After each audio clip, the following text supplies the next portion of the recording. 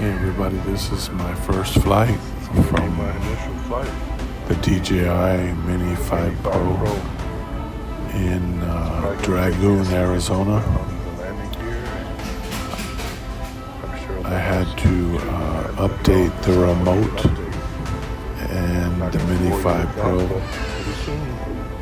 and I had to change my password to log in, so altogether that took me about probably 15 to 20 minutes being out on the wild and using the hotspot on my phone. So if you're hardwired or you have Wi-Fi at home, it'd probably be a lot faster to do that. But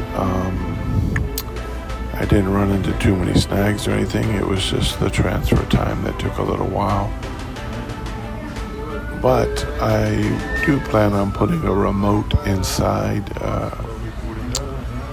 the memory card inside the remote, so I can capture the detailed footage of the flight and show that, and maybe some settings or anything that would maybe help you. I do have some filters that are on the way, and I'll be using those pretty soon. They're neutral density, and I have a circular polarizer and just a couple other filters that I'll be showing you. But anyway, I just wanted to see what was different about this from the other minis, the Mini 4 Pro, the Mini 3 Pro, the Mini 3, the Mini 4K. I wanted to see what was different about this. So I noticed it right away when I launched this and look at things. I'd say right away that captures me with the camera is the color separation. I was trying to fly this a few minutes earlier with a good contrast between the shadows and the rocks and trees, but I had to do all the log again with the remote and everything, so it took a while. But I noticed as it was getting darker, that's one thing that some of the cameras on drones find difficult to pick up. The low lighting situations, 30 minutes before sunset or sunrise. But this thing just takes it like nothing. It is smooth. You can see all the different shades in the greens and the bushes. Also the details in the different colors of the rocks that are a pinkish, gray, and white. It shows all that, and it did a lot. And I noticed right away it was so much faster than the Mini 4 Pro. And like I stop here by the freeway to get across the freeway, I quickly move it into a sport mode and got it up to about 35 miles an hour and zoomed across the freeway.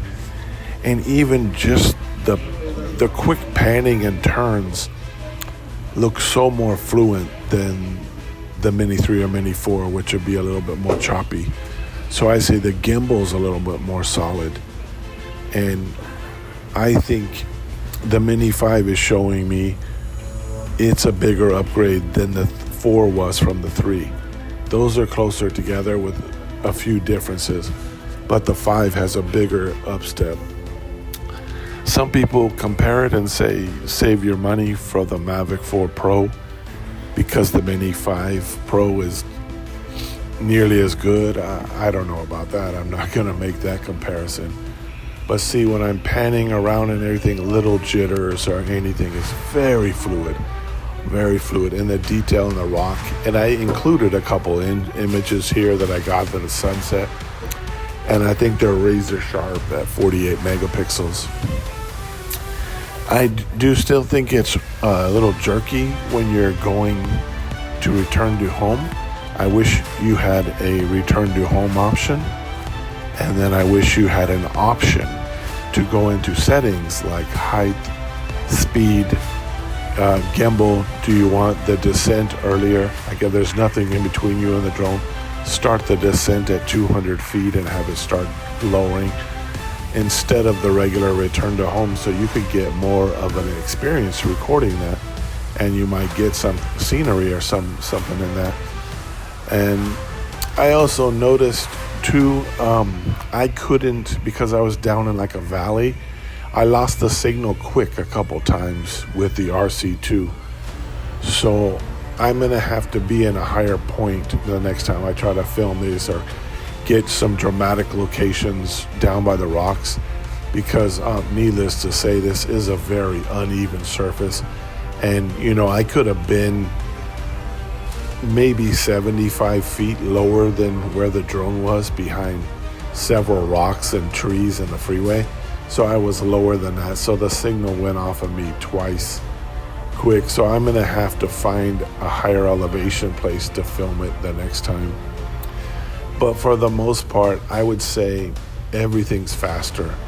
Processing, the recording, the movement, everything, going forward, backward, vertical, descending, everything it does is so much faster than the Mini 4 Pro in so many ways. I'd say that's the number one thing. Obviously, the camera, the 1-inch sensor, is picking up a better contrast for color or lighting. And with shadows, it's going to be great for photography. And at the higher, I think it's 48 megapixels, the highest out right now. And that's just amazing for a little tiny camera. And the controversy about 251 grams, so it's just a little tubby. Come on, don't complain about the fat on this guy. It's an amazing drone, and if you're a beginner and you were just going to get one drone, bam, save your money or do what you got to do. The DJI Mini 5 Pro is what you need to do. This drone is not going anywhere. It is awesome, and I'm sure you'd have great experience with it. Here's a little thing where I film with the drone. You can see I'll pull out my phone, and then I tried to film the drone, and then I'll show you here what I filmed. But I had a lot of fun. It was getting dark, and I had to get moving. You know, I was driving all the way to Texas, and I was here about 45 minutes. Normally, my drone flights are about 15 minutes, and I'm done. You know, that will get better because now I have everything set up so I can just power it up. And that's another thing too. It has the setting, the same thing as the Flip. The Flip has it when you unfold the legs, it turns on. The DJI Mini 5 has that same type of thing, and it's really good. I don't have much complaints about it yet, if I'll have anything, but it's pretty amazing, and hopefully I get some more, you know, decent shots to share with you and see if I can continually get better experience with this drone. Thanks for watching. Take care. I'll see you soon.